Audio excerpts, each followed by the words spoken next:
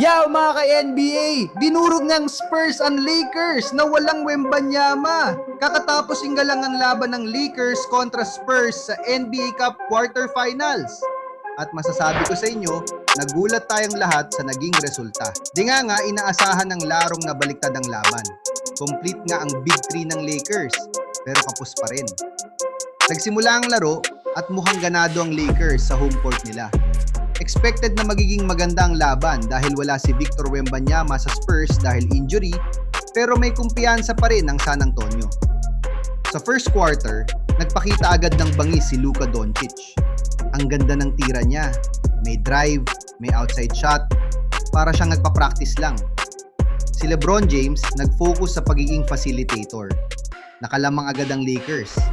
End of first quarter sa score na 30 hanggang 39 lamang ang San Antonio Spurs. Pumasok tayo sa second quarter, nagsagutan ang dalawang koponan. Pero kontrolado pa rin ng Spurs ang tempo. Patuloy ang pag-atake nila, mukhang komportable sila sa laro. Lumobo pa nga ng hanggang 12 puntos ang lamang nila bago matapos ang half. Ang ganda ng chemistry nila Marcus Smart at Ayton sa loob. Dito na natin nakita ang isa sa magagandang highlight. Balik laro si Marcus Smart mula sa injury. Nagpaulan ng tres na nagpasigaw sa crowd. Solid ang pagbabalik niya. Halftime score, Lakers 58, Spurs 70. 12-point lead para sa Lakers. Si Luka Doncic, 24 points na. Si Keldon Johnson na may ambag, 12 points.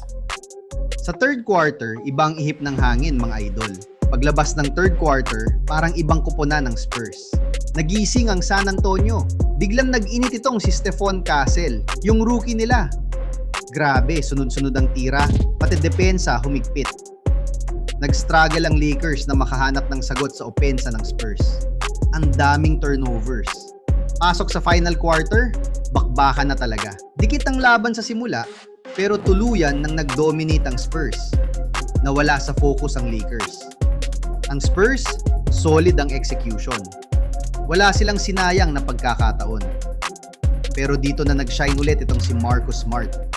Nakabalik lang mula injury, pero nag-step up. Smart drain sa 3. Big nag-shift ang momentum. Sinubukan ng Lakers mag-comeback at biglang naging 8-point lead agad sila. Laban sa Spurs. Nagtulungan sila ni Luka para itulak ang team. Kaso, hindi sapat. Kahit nang pumigla sila at nag-ambag ng punto si Smart, hindi kinaya ng depensa ng Lakers na pigilan ng Spurs. Ang solid ng Spurs sa dulo.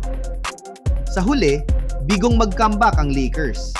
Tinalo sila ng Spurs sa sarili nilang court. 132, 19 ang final score. Nagtapos sila Luka, 35 puntos, 8 assist, 5 rebound. LeBron nakaambag din ng 19 na puntos, 15 rebound. Smart na may 29 na puntos at may 8 3-pointers made. Abate agad ang Spurs sa semifinals para harapin ang OKC Thunder. Ang Lakers, out na sa NBA Cup. Anong masasabi nyo sa game na to? I-comment nyo sa ibaba kung anong tingin nyo ang naging kulang sa Lakers. Huwag kalimutang mag-like at subscribe at follow sa Ting for more NBA news. Peace out!